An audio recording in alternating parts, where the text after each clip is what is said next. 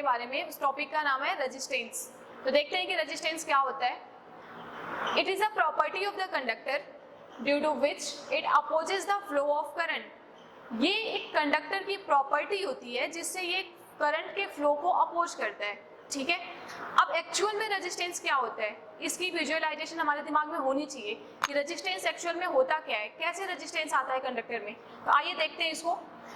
तो मान लो कि मैंने कोई भी एक कंडक्टर ले लिया। अब देखो, जो कंडक्टर होता है उसमें क्या होते हैं, फ्री इलेक्ट्रॉन्स होते हैं, large number of free electrons होते हैं। और जैसे ही कंडक्टर को हम किसी बैटरी से कनेक्ट करते हैं तो क्या होता है, ये बैटरी इसमें कुछ फोर्स लगाती है और इस फोर्स की वजह से जितने भी इलेक्ट्रॉन्स होते हैं वो पॉजिटिव टर्मिनल की तरफ अट्रैक्ट होते हैं और ये सारे के सारे एक डेफिनेट डायरेक्शन में अलाइन हो जाते हैं, ठीक है। अब देखो, अलाइन होने के बाद क्या होगा, ये सारे के सारे इलेक्ट्रॉन्स मूव करने लगेंगे एक डेफिनेट डायरेक्शन में। बट जब ये मूवमेंट अपनी कर रहे होंगे तो उस टाइम पे कुछ इलेक्ट्रॉन्स ऐसे भी होंगे जो दूसरे इलेक्ट्रॉन्स के साथ कोलाइड कर रहे होंगे। बिकॉज ये देखो, सारे के सारे इलेक्ट्रॉन्स मूव करके इस साइड जा रहे हैं, तो कुछ इलेक्ट्रॉन एक दूसरे से कोलाइड भी तो कर सकते हैं। तो इन कोलिजन की वजह से ही क्या आता है, रेजिस्टेंस।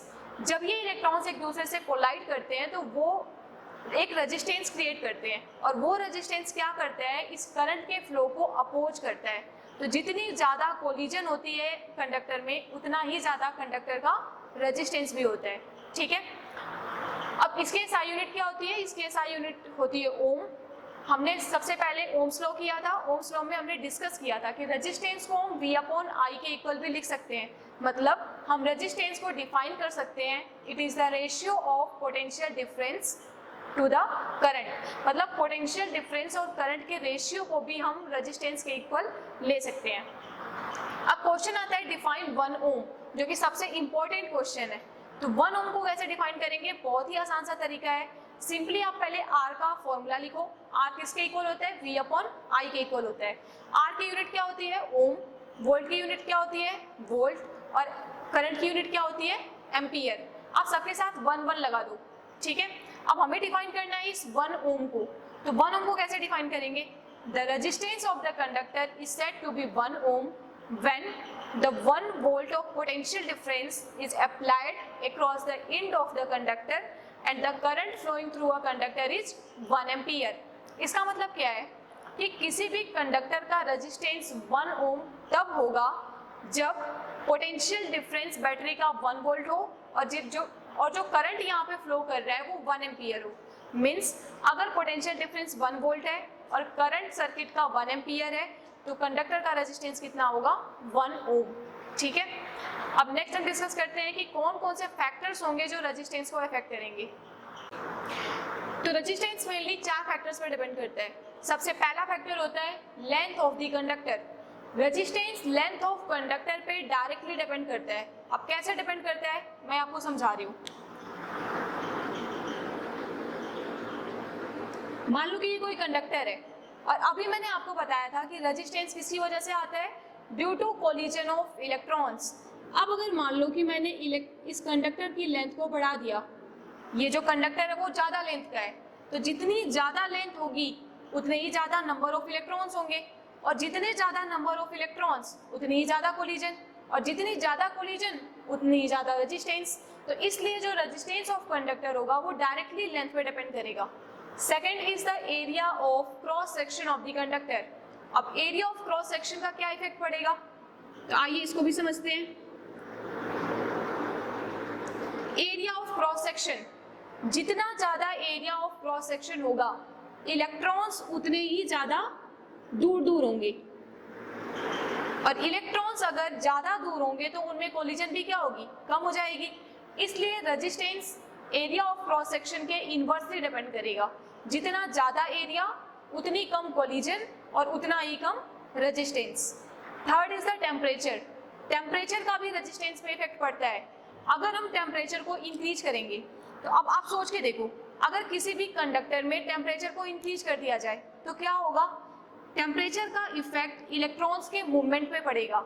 जितना ज़्यादा टेम्परेचर होगा इलेक्ट्रॉन्स की काइनेटिक एनर्जी उतनी ही ज़्यादा होगी, उतना ही फास्ट इलेक्ट्रॉन्स मूव करेंगे और ये जितना फास्ट मूव करेंगे उतनी ही ज़्यादा कोलिजन होगी और कोलिजन अगर बढ़ेगी तो रेजिस्टेंस क्या होगा, बढ़ जाएगा। तो इसीलिए जैसे जैसे हम टेम्परेचर को इंक्रीज करते हैं रेजिस्टेंस भी क्या होता है, इंक्रीज होता है। और अगर हम टेम्परेचर को डिक्रीज करते हैं तो रेजिस्टेंस भी डिक्रीज होता है।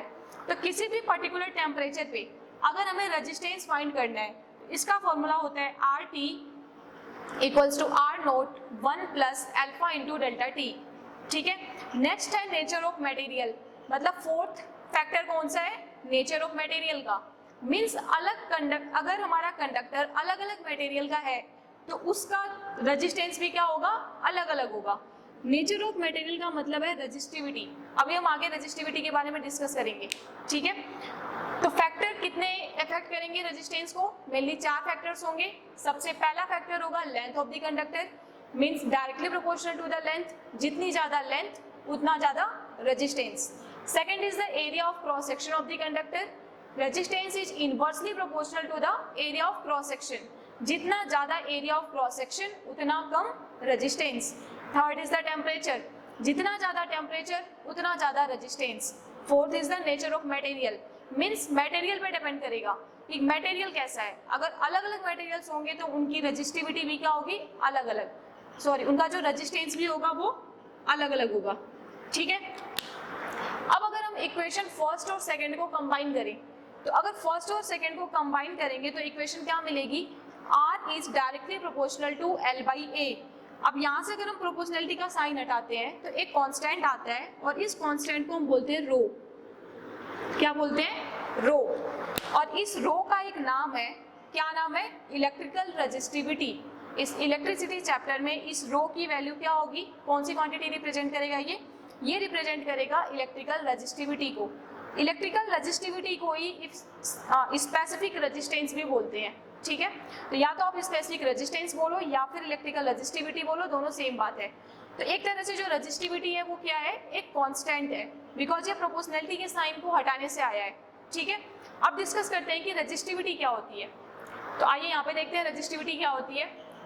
अगर मैं लेंथ ऑफ कंडक्टर को ले लूँ 1 मीटर, अभी हमने फॉर्मूला पढ़ा रेजिस्टेंस का, R equals to rho L by A। ठीक है, तो अगर मैं लेंथ ऑफ कंडक्टर को ले लूँ 1 मीटर और एरिया ऑफ क्रॉस सेक्शन को ले लूँ 1 मीटर स्क्वायर, मैंने क्या किया, लेंथ ऑफ कंडक्टर को ले लिया 1 metre, area of cross section को ले लिया 1 मीटर स्क्वायर।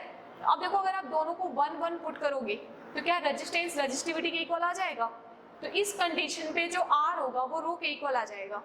तो यहाँ से रेजिस्टिविटी की डेफिनेशन बनती है, क्या है definition, the resistance of the conductor is equal to the resistivity of the conductor when the length of conductor is 1 metre and area of cross section is 1 metre square. एक बार फिर से देखो, the resistance of the conductor is equal to the resistivity of the conductor when the length of conductor is 1 metre and the area of cross section is 1 metre square. सबसे simple definition बनती है electrical resistivity की, सबसे आसान है। ठीक है, SI unit क्या होती है इलेक्ट्रिकल रेजिस्टिविटी की, तो आप चाहो तो यहाँ से निकाल सकते हो। कैसे निकालोगे, R किसके इक्वल है, रो L बाई A। हमें किसकी यूनिट चाहिए, रो की चाहिए। तो R की यूनिट क्या होती है, ओम, रो की यूनिट हमें फाइंड करनी है, L की यूनिट क्या होगी, मीटर, और एरिया की क्या होगी, मीटर स्क्वायर। तो मीटर से मीटर कैंसिल, मीटर यहाँ पे मल्टीप्लाई हो जाएगा, तो रो की यूनिट क्या हो जाएगी, ओम मीटर। तो इलेक्ट्रिकल रेजिस्टिविटी की यूनिट क्या होती है, ओम मीटर।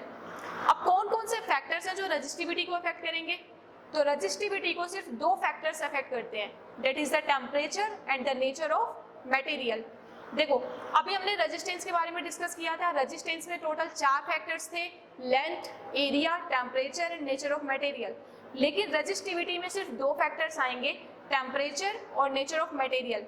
देखो 2 फैक्टर्स यहाँ पे लेंथ और एरिया वाले क्यों नहीं आए, क्योंकि हमने पहले ही लेंथ को 1 मीटर मान लिया है और एरिया ऑफ क्रॉस सेक्शन को 1 मीटर स्क्वायर, तो इसलिए ये दोनों फैक्टर्स नहीं आएंगे, सिर्फ 2 फैक्टर्स ही आएंगे, टेम्परेचर और नेचर ऑफ मटेरियल। अब टेम्परेचर का मतलब क्या है, जैसे जैसे हम टेम्परेचर को इंक्रीज करेंगे रेजिस्टिविटी भी वैसे ही इंक्रीज करेगी, मीन्स डायरेक्टली रेजिस्टिविटी किसी भी टेम्परेचर पे किसके इक्वल होगी, rho naught 1 plus alpha delta T. Same जो रेजिस्टेंस में हमने फॉर्मूला लिखा था वही फॉर्मूला अप्लाई होगा रेजिस्टिविटी में भी। ठीक है, सेकेंड है नेचर ऑफ मटेरियल, मीन्स अलग अलग कंडक्टर की रेजिस्टिविटी भी क्या होगी, अलग अलग होगी। अब एक बहुत ही इंपॉर्टेंट पॉइंट है, इसको बिल्कुल स्टार पॉइंट करके आप याद कर लेना, क्या है ये, कि resistivity of the conductor is independent of length and the area of cross section. जो रजिस्टिविटी है वो लेंथ और एरिया पे डिपेंड नहीं करती है, ठीक है। ये बहुत ही इंपॉर्टेंट पॉइंट है। जैसे क्वेश्चन आता है कि if we increase the length of conductor, means if मान लो कि पहले हमने लेंथ मान रखी थी L, नाउ अब हमने लेंथ को कर दिया डबल, तो ये बताओ कि रेजिस्टेंस और रजिस्टिविटी पे क्या इफेक्ट पड़ेगा। तो देखो पहले लेंथ L थी, अब लेंथ हमने क्या कर दी डबल। तो अगर हम बात करें रेजिस्टेंस की, तो रेजिस्टेंस लेंथ पे डायरेक्टली डिपेंड करता है, तो लेंथ अगर डबल होगी तो रेजिस्टेंस भी क्या हो जाएगा डबल। तो रेजिस्टेंस पे क्या इफेक्ट पड़ेगा, रेजिस्टेंस डबल हो जाएगा। बट ये क्वेश्चन में ये भी है कि what is the effect on the resistivity, resistivity पे क्या इफेक्ट पड़ेगा। तो रेजिस्टिविटी पे कोई भी इफेक्ट नहीं पड़ेगा, because it is independent of length and the area of cross section. ये लेंथ और एरिया पे डिपेंड ही नहीं करता, सिर्फ रेजिस्टेंस ही लेंथ और एरिया पे डिपेंड करता है, इसलिए रेजिस्टेंस पे इफेक्ट पड़ेगा बल्कि बट रेजिस्टिविटी पे कोई भी इफेक्ट नहीं पड़ेगा। अब आइए कुछ क्वेश्चंस इनसे रिलेटेड हम डिस्कस करते हैं। तो देखो क्या दे रखा है क्वेश्चन में कि एक कंडक्टर है जिसकी लेंथ है L और एरिया ऑफ क्रॉस सेक्शन है A। इस कंडक्टर का जो रेजिस्टेंस है वो है 16 ओम। अब हमने क्या किया, कंडक्टर के लेंथ को हाफ कर दिया और एरिया ऑफ क्रॉस सेक्शन को डबल। तो अब आपको बताना है कि इसका रेजिस्टेंस क्या होगा। तो सबसे पहले देखते हैं इसका रेजिस्टेंस क्या था।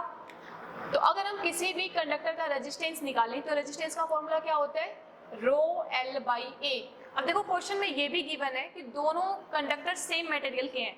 अब सेम मटेरियल का मतलब क्या है, दोनों की जो इलेक्ट्रिकल रेजिस्टिविटी है वो सेम है। अगर इसकी इलेक्ट्रिकल रेजिस्टिविटी रो है तो इसकी भी क्या है, रो ही होगी। सेम मटेरियल का मतलब होता है रेजिस्टिविटी सेम होना। तो अगर हम इसका रेजिस्टेंस देखें तो किसके इक्वल आएगा, रो L बाई ए, क्योंकि इसकी लेंथ कितनी है L और एरिया ऑफ क्रॉस सेक्शन क्या है A। इट मीन्स 16 किसके इक्वल आएगा, रो L बाई ए के इक्वल। अब सेकंड वाले कंडक्टर को देखते हैं। सेकंड वाले कंडक्टर में लेंथ कितनी है L बाई 2 और एरिया ऑफ क्रॉस सेक्शन कितना है 2a। तो अगर हम इसका रेजिस्टेंस निकालें तो क्या लिखेंगे, रो और लेंथ कितनी है L बाई 2 और एरिया ऑफ क्रॉस सेक्शन कितना है 2a, तो इसका रेजिस्टेंस यही आएगा। अब आगे कैलकुलेट करते हैं क्या आएगा, रो L बाई 4a, ठीक है। अब देखो रो L बाई a किसके इक्वल था, 16 के इक्वल था। तो रो L बाई a इस वैल्यू को हम 16 से रिप्लेस कर सकते हैं, तो कितना आएगा 16 बाई 4 और कैंसिल होके कितना आ जाएगा 4 ओम। मतलब कि इस कंडक्टर का जो रेजिस्टेंस होगा वो कितना आएगा 4 ओम आएगा, ठीक है। अब हम नेक्स्ट क्वेश्चन को डिस्कस करते हैं। क्या दे रखा है, resistance of metal wire of length 1 ओम। अब देखो लेंथ कितनी दे रखी है, लेंथ दे रखी है 1 metre. The resistance of metal wire of length 1 metre is 26 ohm. Resistance कितना दे रखा है 26 ohm at 20 degree Celsius. 20 degree Celsius पे रेजिस्टेंस कितना है 26 ओम है। If the diameter of the wire is 0.3 metre, देखो डायामीटर दे रखा है 0.3 mm, मीटर नहीं मिलीमीटर, mm। तो अगर हम इसका रेडियस निकालें तो रेडियस निकालने के लिए क्या कर देंगे, इसका हाफ, और मिलीमीटर का मतलब क्या होता है 10⁻³ इट मीन्स रेडियस कितना आ जाएगा 0.15 इंटू 10⁻³ मीटर। तो देखो हमें क्या क्या पता चल गया, लेंथ पता चल गई, रेजिस्टेंस पता चल गया और रेडियस पता चल गया। अब हमें क्या फाइंड करना है, what will be the resistivity of the metal, resistivity find करनी है। अब देखो इस फॉर्मूले से अगर रेजिस्टिविटी कैलकुलेट करनी है तो कैसे कैलकुलेट करेंगे, R into A divided by L। तो रेजिस्टिविटी निकालने का फॉर्मूला क्या आएगा, RA divided by L। A यहाँ पे क्या है, कौन सा एरिया है, एरिया ऑफ क्रॉस सेक्शन, और किसी भी कंडक्टर का क्रॉस सेक्शन एरिया किसके इक्वल आता है पाई आर स्क्वायर के इक्वल आता है। तो इसका मतलब है कि रेजिस्टेंस की वैल्यू दे रखी है 26, एरिया कैसे निकालेंगे पाई आर स्क्वायर से, तो पाई और रेडियस कितना है 0.15 इंटू 10⁻³ का होल स्क्वायर और डिवाइडेड बाई L। L कितना दे रखा है 1। तो हम इस पूरे को कैलकुलेट करेंगे और कैलकुलेट करने के बाद आंसर आएगा 1.86 इंटू 10⁻⁻6। यूनिट क्या आएगी, हमें पता है कि रेजिस्टिविटी की यूनिट क्या होती है ओम मीटर, तो यूनिट आएगी ओम मीटर। आप साथ में यूनिट लिखना मत भूलना, क्योंकि जब अगर आप यूनिट नहीं लिखोगे तो इसमें भी आपके हाफ मार्क्स कट जाते हैं, तो यूनिट लिखना मस्ट है। तो नेक्स्ट क्वेश्चन है, will the current flow more easily through a thick wire or a thin wire of the same material when connected to the same source and why. अभी देखो question क्या पूछ रहा है कि एक तो हमारे पास थिक वायर है और दूसरा है थिन वायर। थिक वायर का मतलब क्या होता है, जिसका एरिया ऑफ क्रॉस सेक्शन ज्यादा हो, और थिन वायर का मतलब जिसका एरिया ऑफ क्रॉस सेक्शन कम हो। अब ये पूछ रहा है कि थिक वायर से ज्यादा करंट फ्लो करेगा या फिर थिन वायर से। अगर दोनों सेम मटेरियल के हैं, मतलब कि दोनों की रेजिस्टिविटी अगर सेम है और दोनों सेम सोर्स से कनेक्टेड है, मतलब कि दोनों सेम वोल्टेज से कनेक्टेड है। अब देखो यहाँ पे हम क्या करेंगे, रेजिस्टेंस की बात कर रहा है, तो जो रेजिस्टेंस होता है वो एरिया पे इन्वर्सली डिपेंड करता है। तो जिसका एरिया ज्यादा उसका रेजिस्टेंस कम, और जिसका रेजिस्टेंस कम उसमें करंट इजीली फ्लो करेगा, तो इसलिए करंट क्या हो जाएगा, ज्यादा। ठीक है, तो देखो यहाँ पे एक बार फिर से देखो, बात कर रहे हैं थिक वायर की, तो थिक वायर में एरिया ऑफ क्रॉस सेक्शन क्या होगा, ज्यादा, और एरिया ऑफ क्रॉस सेक्शन ज्यादा मींस रेजिस्टेंस कम, और रेजिस्टेंस कम तो करंट ज्यादा इजीली फ्लो करेगा। तो किस वायर में ज्यादा करंट इजीली फ्लो करेगा, थिक वायर में, because area of cross section ज्यादा होगा, क्रॉस सेक्शन एरिया ज्यादा, रेजिस्टेंस कम, और रेजिस्टेंस अगर कम मतलब कि करंट के लिए अपोजिशन कम, तो करंट के लिए अगर वो कम अपोज करेगा तो करंट क्या करेगा, ज्यादा इजीली फ्लो करेगा थिक वायर से। अब नेक्स्ट क्वेश्चन दे रखा है, ये देखो क्वेश्चन बहुत ही इंपॉर्टेंट है, जनरली जो मिस्टेक्स होती है क्वेश्चन में वो ऐसे क्वेश्चन में ही होती है। देखो कैसे करेंगे इसको, एक कंडक्टर दे रखा है जिसकी लेंथ है L और एरिया ऑफ क्रॉस सेक्शन है A, इसका रेजिस्टेंस R के इक्वल है। अब ये क्या बोल रहा है कि इस वायर को, इस कंडक्टर को मैंने स्ट्रेच कर दिया और स्ट्रेच करके एक अनदर कंडक्टर बना दिया जिसकी लेंथ हो गई 2L। ठीक है, अब देखो क्वेश्चन ऐसे आता है कि एक कंडक्टर था जिसकी लेंथ L थी, area of cross section A था। अब बताओ, अगर मान लो कि मैंने कंडक्टर ले लिया लेंथ 2L का और एरिया ऑफ क्रॉस सेक्शन मान लो 2A, तो बताओ कि रेजिस्टेंस क्या हो जाएगा। लेकिन देखो इसमें क्या दे रखा है, स्ट्रेच। अगर सिर्फ स्ट्रेच नहीं दिया होता तो ये डायरेक्टली हम कैसे कर देते, जैसे हमने पहले क्वेश्चन किया था, लेकिन यहाँ पे स्ट्रेच दे रखा है, मतलब हम इस वायर को क्या कर रहे हैं, स्ट्रेच कर रहे हैं। आप सोच के देखो, अगर इस वायर को आप स्ट्रेच करोगे तो स्ट्रेच करके आपने इसकी लेंथ को तो बढ़ा दिया, तो क्या इसके एरिया ऑफ क्रॉस सेक्शन पे कोई इफेक्ट नहीं पड़ेगा, बिल्कुल पड़ेगा। एरिया ऑफ क्रॉस सेक्शन भी तो कम होगा साथ में स्ट्रेच करने पे, तो इसके एरिया ऑफ क्रॉस सेक्शन पे भी इफेक्ट पड़ेगा। तो पहले हमें कैलकुलेट करना पड़ेगा कि इसका एरिया ऑफ क्रॉस सेक्शन होगा कितना। ठीक है, तो देखो क्या करेंगे इसके लिए, जितना वॉल्यूम पहले रहा होगा, वॉल्यूम इनिशियल, उतना ही वॉल्यूम स्ट्रेच करने के बाद भी रहेगा। तो वॉल्यूम हम कैसे निकालते हैं, एरिया इंटू में लेंथ। तो इनिशियल वॉल्यूम कितना था, एरिया इंटू में लेंथ, और फाइनल वॉल्यूम कितना होगा, 2L इंटू में A डैश। अब हमें कैलकुलेट करना है कि A डैश कितना आएगा, तो L से L कैंसिल, A डैश कितना आ जाएगा, A/2, तो A डैश कितना आ गया, A/2। अब हमें बताना है कि इसका रेजिस्टेंस कितना होगा, तो रेजिस्टेंस हम कैसे कैलकुलेट करते हैं, रो L, L कितना है इसका 2L, और एरिया कितना है A/2, तो ये कितना आ जाएगा A/2। अब देखो कितना आ गया, ये 2 2 जा 4, रो L/A, और रो L/A इस वाले कंडक्टर का रेजिस्टेंस था, मतलब कि ये पहले वाले रेजिस्टेंस का क्या हो जाएगा, 4 टाइम्स। ठीक है, तो जब भी स्ट्रेच का क्वेश्चन आए तो पहले आप वॉल्यूम, इनिशियल वॉल्यूम को फाइनल वॉल्यूम के इक्वल दिखाओगे, पहले आप फाइनल एरिया फाइंड करोगे, उसके बाद फिर अप्लाई करोगे। ठीक है, डायरेक्टली आप ये नहीं बोल सकते कि इसकी लेंथ को अगर मैंने डबल कर दिया तो रेजिस्टेंस भी क्या होगा, डबल हो जाएगा, क्योंकि आपको आंसर में लास्ट में दिख रहा है रेजिस्टेंस डबल नहीं हो रहा है, रेजिस्टेंस 4 टाइम्स हो जा रहा है। ठीक है, तो आप पहले इसको पूरा सॉल्व करोगे फिर बताओगे। अब एक वो छोटी सी ट्रिक बता रही हूँ, अगर आप डायरेक्टली इसको करना चाहते हो तो कैसे करोगे, तो जब भी स्ट्रेच का क्वेश्चन आए तो स्ट्रेच वाले में क्या करते हैं, resistance directly proportional to the L² होता है अगर स्ट्रेच दिया हो तो अगर हम लेंथ को डबल करते हैं तो फाइनल रेजिस्टेंस कितना आएगा, डबल हो रहा है तो डबल का अगर स्क्वायर करेंगे तो क्या आएगा, 4 टाइम्स आ जाएगा, मतलब कि जो फाइनल रेजिस्टेंस होगा वो इनिशियल का 4 टाइम्स होगा। अगर लेंथ को ट्रिपल कर देते तो क्या आता, 3 का स्क्वायर मतलब 9 टाइम्स। तो आप डायरेक्टली चाहो तो ऐसे कर सकते हो। ठीक है, लेकिन अगर आपके बोर्ड के पेपर में आता है तो आप पूरा कंप्लीट सॉल्व करोगे। Thank you.